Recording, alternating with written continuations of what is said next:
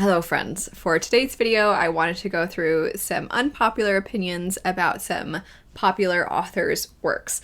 And this is actually part of a group of videos that myself and some other people here on BookTube are doing, where it's something to do with V.E. Schwab, because I will be talking about one of her works in this video. And we are doing a Shades of Magic read-along right now in preparation for Threads of Power, and then we'll get together and discuss that.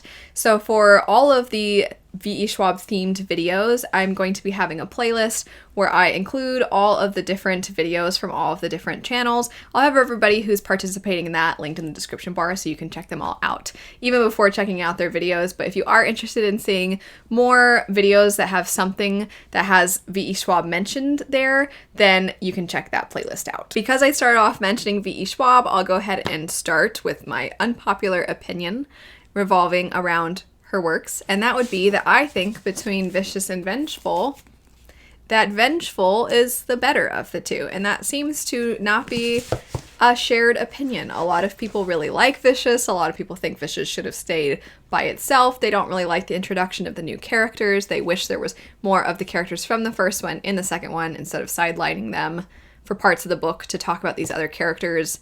But I really liked the new characters. I thought it brought an interesting, fresh new take on what would have, in my opinion, resulted in a rather repetitive story. I think if we had just gotten the same characters in the second one and you didn't have it expand, then it would have just been like, oh look, these two characters still want to kill each other.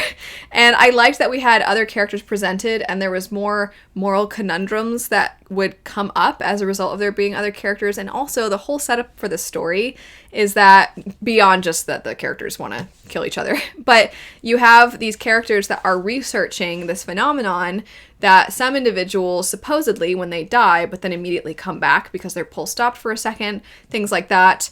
If those things happen, then those people will then suddenly have powers, and those powers will be in some way associated with how they died. And I've always said it has a little bit of an X-Men feel to it, so I also have always, after reading the first one, wanted to see what other kind of powers people might have. And I do think that Vengeful explores that concept really well, and it also starts to result in, again, the comparison to X-Men, you kind of questioning as the reader, should these people be stopped? Because one of the characters thinks if these people exist, they should be eliminated because they're a threat to society. And they go, well, he has some interesting other thoughts about them and why he feels he is given a divine purpose to eliminate these people. So he's got an interesting moral compass, we'll say. But it's kind of, you see some of the things people do and you're like, I mean, some of them are pretty dangerous. And you have that explored a little bit more in Vengeful, which I really like. I keep holding one up while saying the other. But anyway, I really liked Vengeful. I love both. I think both are fantastic. It just seems to be very much the unpopular opinion to like Vengeful more. After that, another popular author, very popular, would be Brandon Sanderson. So the unpopular opinion that I'm going to mention has to do with Second Era Mistborn. I have two opinions that I think are perhaps maybe kind of unpopular. One of them would be that Shadows of Self is the best book in Second Era.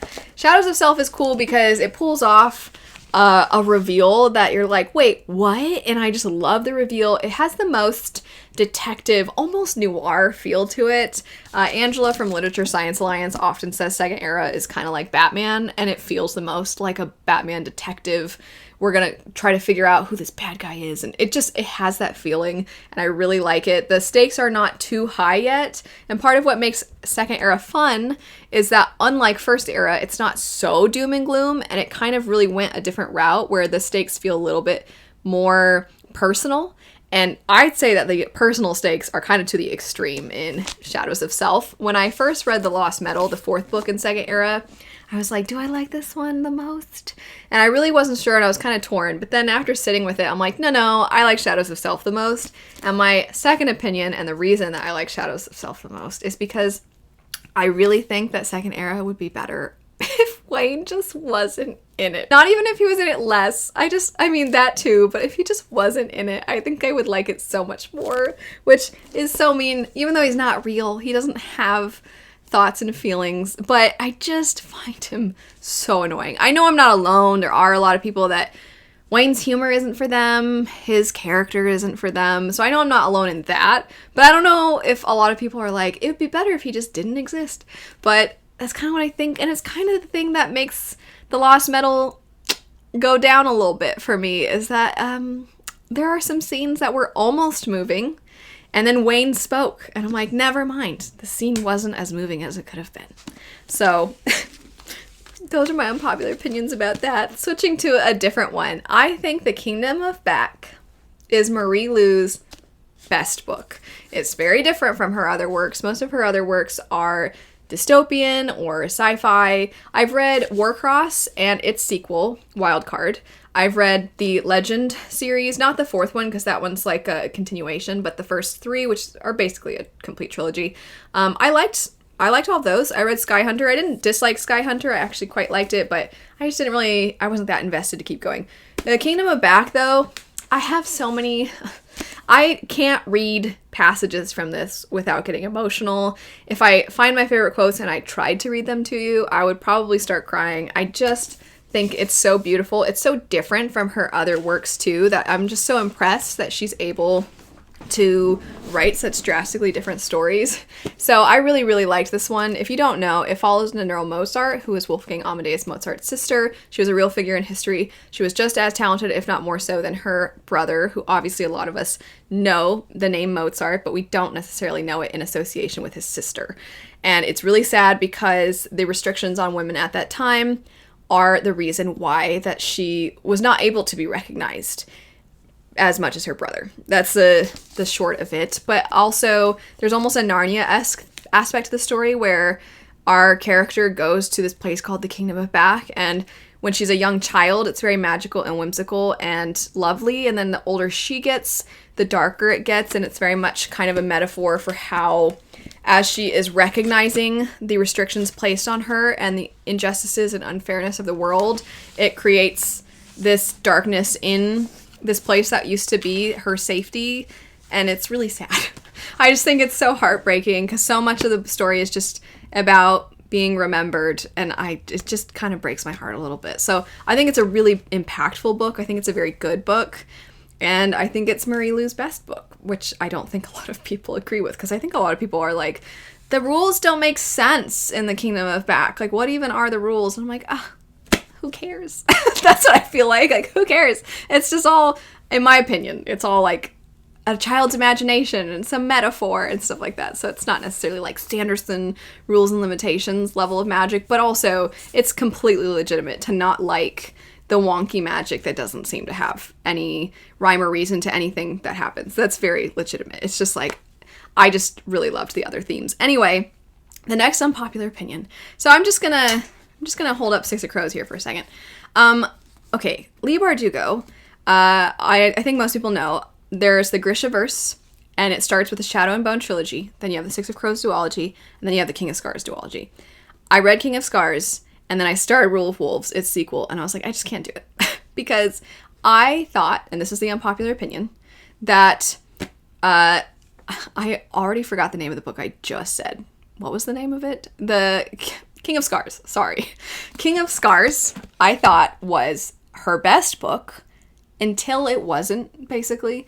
I really didn't like the second half of that book, and not because of how it was written. I just didn't like the reveal. I didn't like the way that the lore was being kind of played around with. I didn't like it. I did not like it, and then I was like, ugh.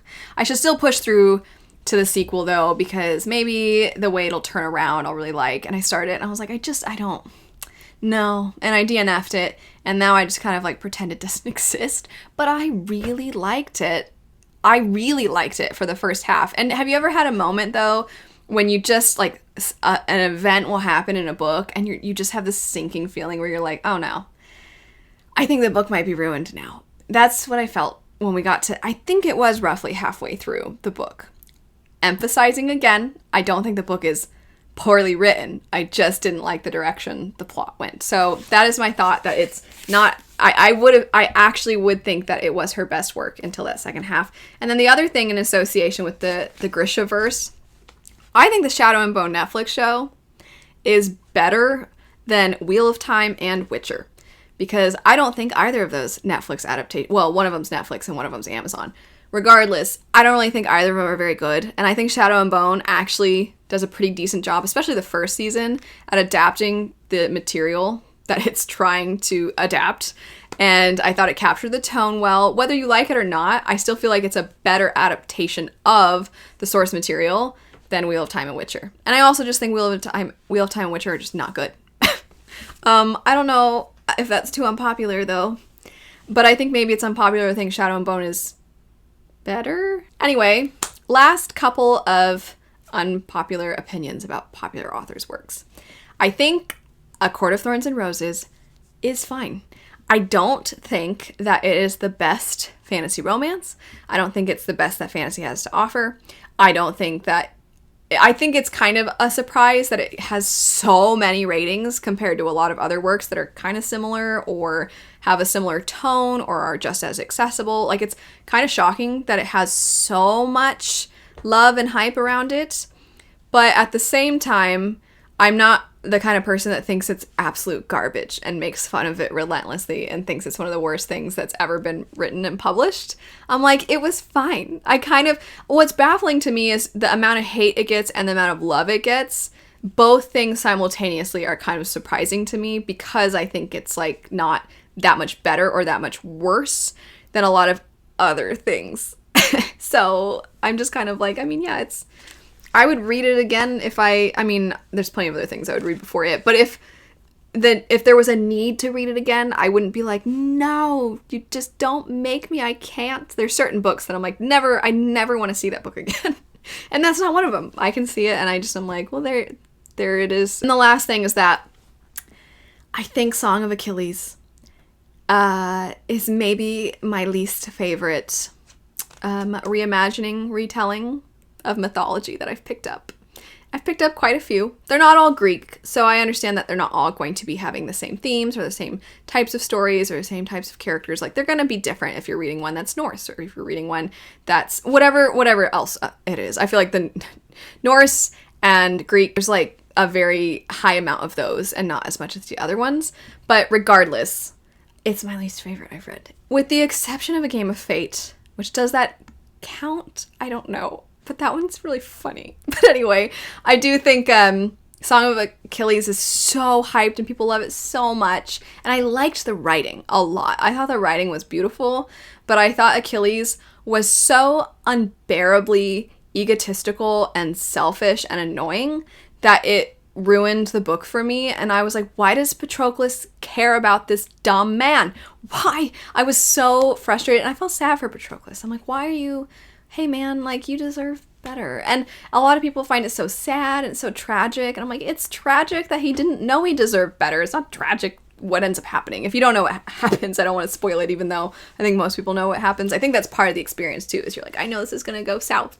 But yeah, I just think Witch's Heart, Weaver and the Witch Queen, KKE, most of the rest of the others, I think all of them are better. But I'm glad that books are so subjective and that so many people have so many different opinions. And I'm glad so many people love that book. And I'm glad that I think it genuinely made a lot of people interested in reading. And I think it made a lot of people interested in reading fantasy, which is exciting as a fantasy fan. So I'm glad that that's the case. But anyway, I would love to know your unpopular opinions that revolve around some popular authors. You can say ones that aren't super mega popular also. It doesn't have to be the really, really big names. But I would love to know your thoughts. Again, I'm going to have listed the other individuals participating in the Shades read-along, and I'll have that playlist started. We've been doing sprints and those sorts of things, so it'll be really fun to get to maybe be introduced to some new booktubers, and if you already like those booktubers and know them, then it'll just be kind of fun to see this little mini crossover. But anyway, thanks so much for watching. I hope you all have a great rest of your day, and I'll see you later. Bye.